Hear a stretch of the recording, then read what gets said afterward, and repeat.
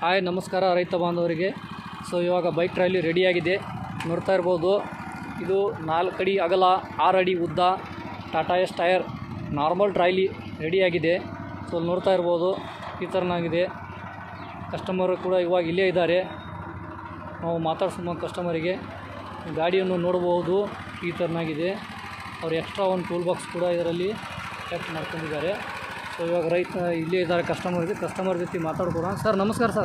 Sir ನಮಸ್ಕಾರ ರೀ. Sir ನಿಮ್ಮ ಊರು ಹೆಸರು? ಸರ್ ನಮ್ಮದು ಕುರುವಿನಕೊಪ್ಪ ರೀ. ಹಾಂ ಸರ್. ರೋಣ ತಾಲೂಕು ರೀ, ಗದಗ ಜಿಲ್ಲಾ. ಕುರುವಿನಕೊಪ್ಪ ಊರು, ರೋಣ ತಾಲೂಕು, ಗದಗ ಜಿಲ್ಲಾ. ಸರ್ ಇವಾಗ ನೀವು ಗಾಡಿ ಹಾಕಿದ್ರಲ್ಲ, ನೀವು ಯಾವ ಥರನಾಗಿದೆ ಹೇಳಿದರೆ ಆ ಥರನಾಗಿದೆಯೋ ಅಥವಾ ಏನು ಚೇಂಜಸ್ ಇದೆ ಸರ್? ಇಲ್ಲ, ನಾವು ಹೇಳಿದ ಮಾಡಲ್ನಾಗ ರೆಡಿ ಆಗೈತೆ ಗಾಡಿ. ಹಾಂ. ಇನ್ನೂ ಸ್ವಲ್ಪ ಹೆಚ್ಚಿಗೆ ಇದಾಗೈತಿ. ಹಾಂ. ಅಗದಿ ಪರ್ಫೆಕ್ಟ್ ಐತಿ ಗಾಡಿ. ನಾವು ಎಲ್ಲ ಟ್ರಯಲ್ ಮಾಡಿ ನೋಡಿದ್ವಲ್ಲ, ಹಾಂ.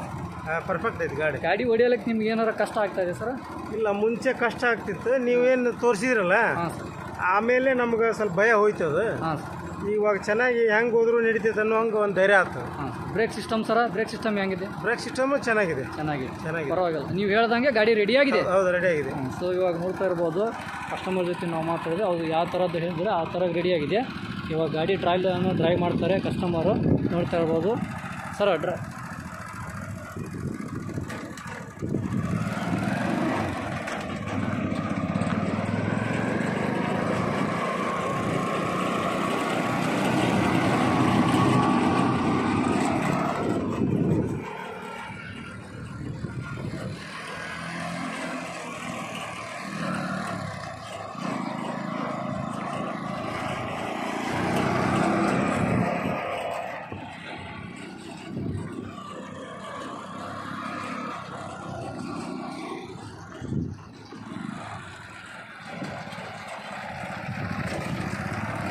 Okay sir.